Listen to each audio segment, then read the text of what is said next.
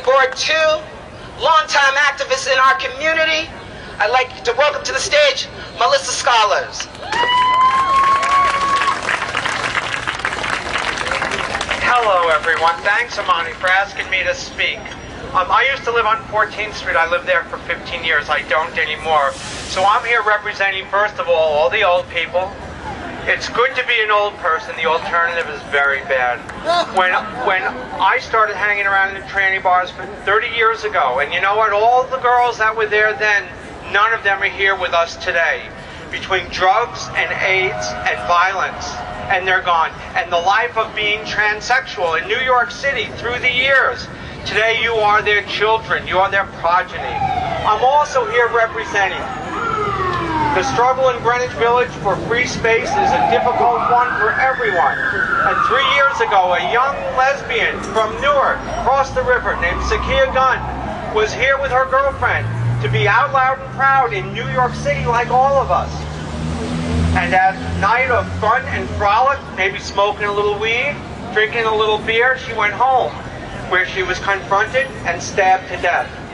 And this is a reminder, not only for all of you and all of us and all of them, why people come to Greenwich Village to be out loud and proud, to be free, to be safe, to be ourselves. And so as the memory of Zakia Gunn today is so meaningful to me, I am here for her. I am here for all the women that taught me about being a beautiful transsexual woman in New York City. They used to have a march like this in the old days. A lot of men with long beards and dresses. This is a much more beautiful sight for me. Thank you, Imani, for letting me speak.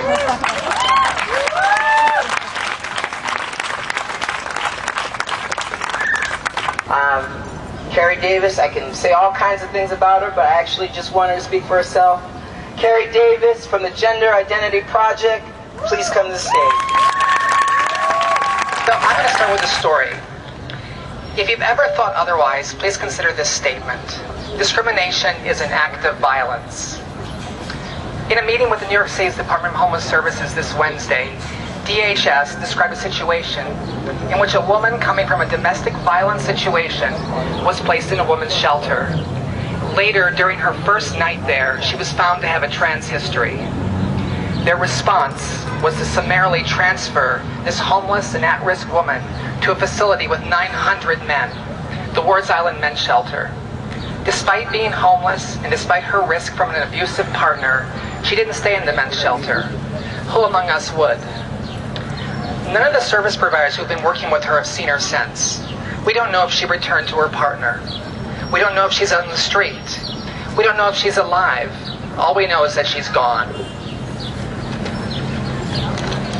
DHS described this to us without any concern, acting as if she, not they, had done something wrong. And just in case you're wondering, this is not an isolated case. Trans people simply cannot use the shelter system. This vital, last defense against street homelessness is closed to us because of a relentless discrimination practiced by people who are supposed to know better. In April 2002, New York City City Council passed and Mayor Bloomberg signed a bill to amend the New York City Human Rights Law to prohibit discrimination on the basis of gender identity and expression. This law makes the form of discrimination DHS openly engages in unlawful. This law is useless if the city government that is charged with enforcing it, what took decades of struggle to create, seeks to evade it. This law is useless if city agencies can openly proclaim the guidelines we created in 2 additional years of struggle do not apply to them. This law is useless if the Department of Homeless Services can routinely send trans women to men's shelters or deny them service if they insist on their rights. This law is useless if substance abuse recovery facilities can routinely assign trans women to men's dormitories and trans men to women's dormitories, or deny them service if they insist on their rights. This law is useless if hospitals and doctors that routinely offer healthcare services and procedures to non-trans people can freely deny those same services to trans people or insist on pseudo-diagnoses like GID as a condition for care. And those are just a few of the more obvious abuses. Most are much better concealed. And this is more than an issue of law. These are our lives we're talking about. I don't need to remind you, over 60% of all trans people have been victims of violence outside the home. I don't need to remind you, trans people are 7 to 16 times more likely to be murdered than the average non-trans person in this country. I don't need to remind you the segregation of trans people by non-trans people is an act of violence against us. I don't need to remind you this distortion of our sexuality is an act of violence against us. I don't need to remind you the cultural images of trans people as pathological and deviant is an act of violence against us. And I don't need to remind you that harassment and discrimination are powerful acts of violence against us. This is a violence most acutely and persistently experienced by the most vulnerable among us, especially trans and gender nonconforming people of color.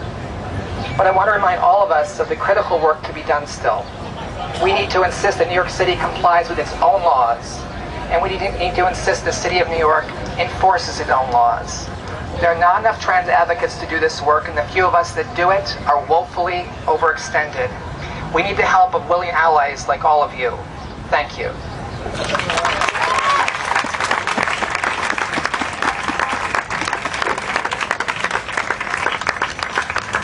I want to call another ally